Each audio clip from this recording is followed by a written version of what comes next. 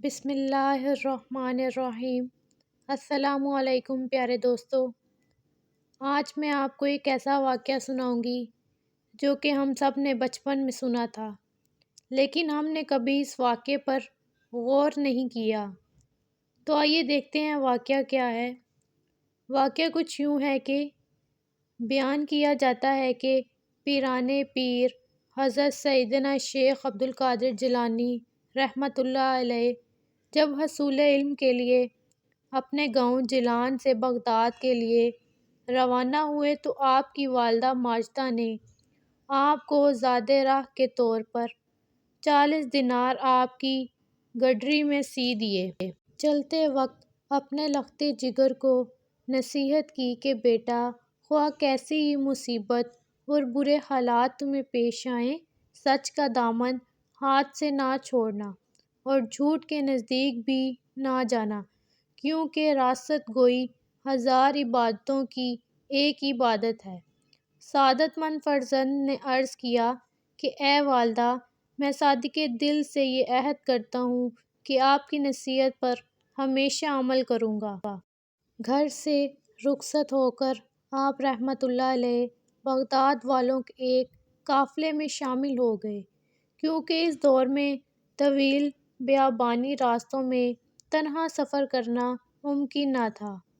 اثنائے سفر میں ہمدان سے کچھ آگے قزاقوں کے ایک چھتے نے قافلے پر چھاپا مارا اور اہلِ قافلہ کا سب مال و اسباب لوٹ کر تقسیم کے لیے ایک جگہ جمع کر دیا۔ سیدنا حضرت شیخ عبدالقادر جیلانی رحمۃ اللہ علیہ ایک طرف چپ چاپ یہ دردناک نظارہ دیکھ رہے تھے کہ ایک ڈاکو آپ کی طرف بڑھا اور پوچھا، کیوں میاں، تمہارے پاس بھی کچھ ہے؟ آپ نے فرمایا، ہاں، میرے پاس 40 دینار ہیں۔ ڈاکو کو آپ کی بات پر یقین نہ آیا اور آپ کی ہنسی اڑاتا ہوا آگے بڑھ گیا۔ اتنے میں ایک دوسرا قزاق آپ کی طرف آیا اور آپ سے وہی سوال کیا۔ آپ نے اسے بھی یہی جواب دیا کہ میرے پاس 40 دینار ہیں۔ آپ کی غریبانہ حالت کو دیکھ کر دوسرے ڈاکو نے بھی آپ کی بات ہنسی میں ڈال دی۔ ہوتے ہوتے یہ بات ڈاکوؤں میں پھیل گئی اور ان کے سردار احمد بدوئی کے کانوں میں بھی یہ بات جا پہنچی۔ اس نے حکم دیا کہ اس لڑکے کو میرے پاس لاؤ۔ ڈاکو آپ رحمۃ اللہ علیہ کو اپنے سردار کے سامنے لے گئے۔ سردار نے آپ سے مخاطب ہو کر کہا، لڑکے، سچ سچ بتا، تیرے پاس کیا ہے؟ حضرت نے بلا خوف اس بات کا جواب دیا، میں پہلے بھی تیرے 2 ساتھیوں کو یہ بتا چکا ہوں کہ میرے پاس 40 دینار ہیں۔ اس نے پوچھا، اچھا کہاں ہیں؟ حضرت نے فرمایا، میری بغل کے نیچے گڈری میں سلے ہوئے ہیں۔ سردار نے ایک ڈاکو کو حکم دیا کہ اس لڑکے کی تلاشی لو۔ چنانچہ اس نے آپ کی گڈری ادھیڑ کر دیکھی تو اس میں واقعی 40 دینار نکل آئے۔ احمد بدوئی اور اس کے قزاق یہ دیکھ کر بہت حیران ہوئے۔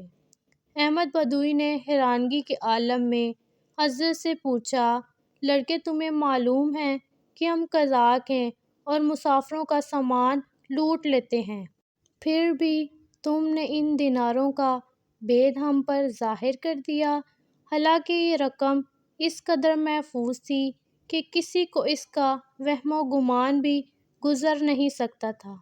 آخر کس چیز نے تمہیں سچ بولنے پر مجبور کیا؟ حضرت نے فرمایا، میری والدہ نے گھر سے چلتے وقت مجھے نصیحت کی تھی کہ ہمیشہ سچ بولنا۔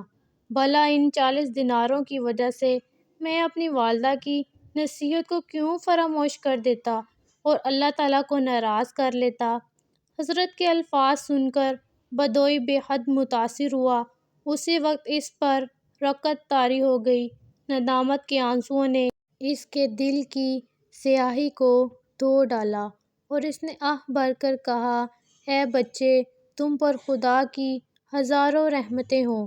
تم نے اپنی ماں کے عہد کا خیال رکھا، لیکن خیف ہے مجھ پر، میں نے اپنی ساری زندگی اپنے خالق کا عہد توڑنے میں گزار دی۔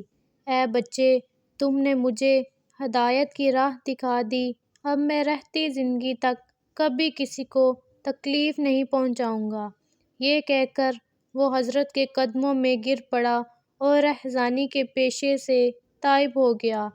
اس کے ساتھیوں نے جب یہ منظر دیکھا تو سب یک زبان پکار اٹھے کہ اے سردار، ہم بھی اس برے پیشے سے توبہ کرتے ہیں۔ تو رہزانی میں بھی ہمارا قائد تھا اور توبہ میں بھی ہمارا پیش رو ہے۔ چنانچہ انہوں نے لوٹا ہوا تمام مال قافلے والوں کو واپس کر دیا۔